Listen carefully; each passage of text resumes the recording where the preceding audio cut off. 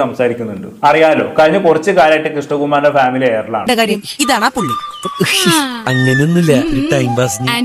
എന്തെങ്കിലുമൊക്കെ കാരണമായിട്ട് മൂപ്പരുടെ ഫാമിലി ഇങ്ങനെ ഏറി കയറിക്കൊണ്ടേയിരിക്കും.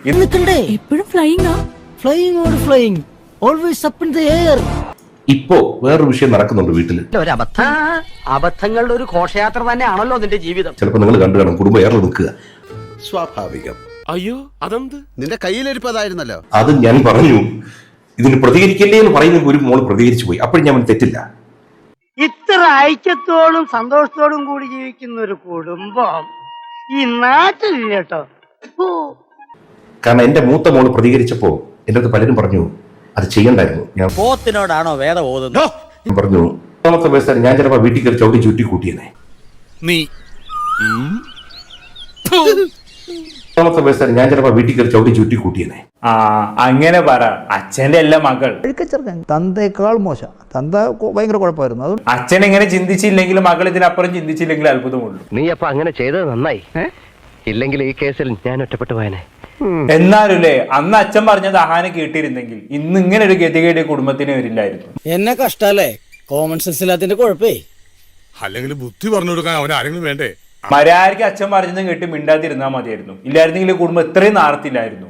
പുറത്തിറങ്ങാൻ പറ്റാത്ത സ്ഥിതിയായല്ലോ ഈശ്വര. എന്തായാലും ഇങ്ങനെ ആരോപണങ്ങളെയും വിവാദങ്ങളെയും ഇഷ്ടപ്പെടുന്ന ഒരു കുടുംബം ഞാൻ ജീവിതത്തിൽ ആദ്യമായിട്ടാണ് കാണുന്നത്.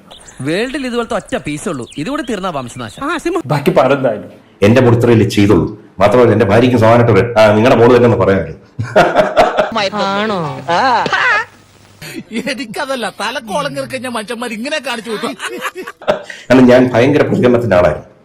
ഞാൻ പറഞ്ഞു വെച്ചാൽ, ഞാൻ രാവിലെ എന്നും എണീക്കും, രാത്രി കിടക്കുന്നതിന് മുമ്പ് ഞാൻ 2 കൊല്ലം നന്ദി പറയും. കാരണം ഇത്രയും സുന്ദരമായൊരു ജീവിതം എനിക്ക് തന്നതിന് അതിയായ നന്ദി പറയും.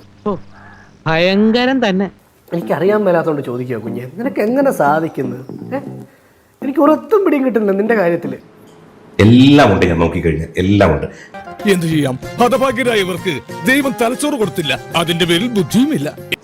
ഞാൻ മക്കളോട് പറഞ്ഞു കൊടുക്കും, ഇപ്പോ നീ ഒരു പോസ്റ്റ് ഇട്ടിട്ട് നിന്റെ 100 ഫ്രണ്ട്സിന് നിന്റെ ബന്ധുക്കൾക്ക് അയച്ചിട്ട് പറയും, എന്റെ ഒരു പോസ്റ്റ് ഇട്ടിട്ട് ഒന്ന് കാണണേ, ഒന്ന് ഷെയർ ചെയ്യണേ, ഒന്ന് കമന്റ് ഇടണേ. ഒരൊറ്റ ബന്ധു ഒറ്റ സുഹൃത്തും നോക്കത്തില്ല.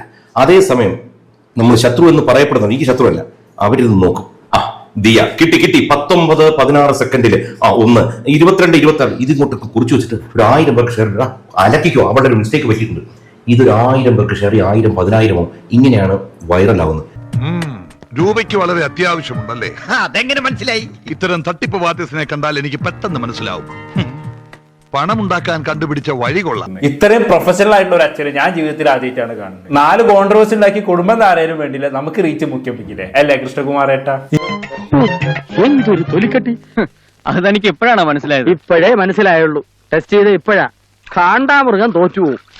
ഇങ്ങനെ ഒരു തന്തയെ കിട്ടണമെങ്കിൽ പുണ്യം ചെയ്യണം. വെറുതെ ഇല്ല ദിയാകൃഷ്ണ സ്വമേധയെ എടുക്കെടുക്ക് ഓരോന്നും പറഞ്ഞ് ഏറി കയറുന്നത്.